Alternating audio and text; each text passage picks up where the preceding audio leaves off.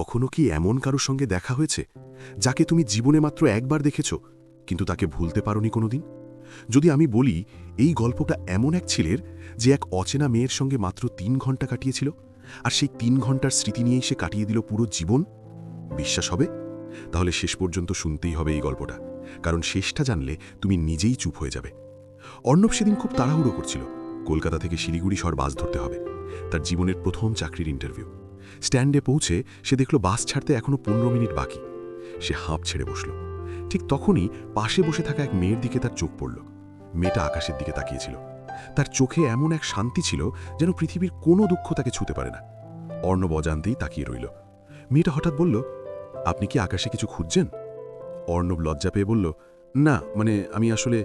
মেয়েটা হেসে বলল, লজ্জা পাচ্ছেন কেন? তাকানো অপরাধ না। বাস ছাড়ল।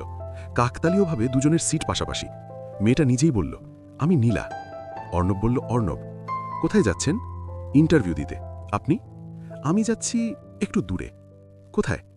নীলা জানালার বাইরে তাকিয়ে বলল, দূর মানেই তো দূর, ঠিকানা বললে দূরত্ব কমে যায়। অর্ণব বুঝতে পারল এই মেয়েটা সাধারণ না। যাত্রা চলতে লাগল। নীলা গল্প করতে লাগল, ছোট ছোট অদ্ভুত সুন্দর গল্প। সে বলল, জানো, মানুষ ২ ধরনের হয়, একদল মনে থাকে, আরেক দল মনের দাগ কেটে যায়। অর্ণব জিজ্ঞেস করল, আমি কোনটা? নীলা মুচকি হাসল। শেষে বলব। সময় যেন দ্রুত কেটে যাচ্ছিল। বাইরে বৃষ্টি নামল, বাসের কাছে জল পড়ছে, ভেতরে হালকা গান বাজছে। নীলা হঠাৎ বলল, এই মুহূর্তটা মনে রাখবে? কেন? কারণ কিছু মুহূর্ত ফিরে আসে না। অর্ণব তখন বুঝতে পারল সে নীলাকে পছন্দ করতে শুরু করেছে। হঠাৎ নীলা বলল, আমার একটা কথা শুনবে? হ্যাঁ। আমার সময় খুব কম। অর্ণব অবাক, মানে? নীলা শান্ত গলায় বলল, আমি অসুস্থ, খুব। ডাক্তার বলেছে হয়তো কয়েক মাস। অর্ণবের গলা শুকিয়ে গেল। সে কিছু বলতে পারল না। নীলা বলল, ভয় পেও না, আমি কাঁদিতে চাই না, আমি শুধু বাঁচতে চাই যতদিন আছি।